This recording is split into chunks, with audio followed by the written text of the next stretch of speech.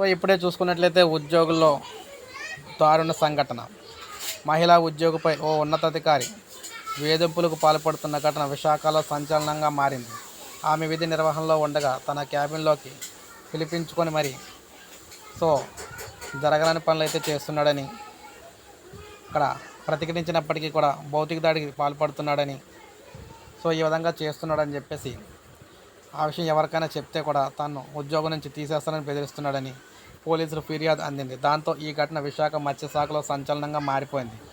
Fishing harbour joint director Lal Mohammed so ఈ విధంగా ఉద్యోగుల పట్ల చేస్తున్న దానికి ఈ ఉద్యోగులు అయితే తిరుగుబడుతూ పోలీస్ స్టేషన్లో కంప్లైంట్ అయితే ఇవ్వడం జరిగింది.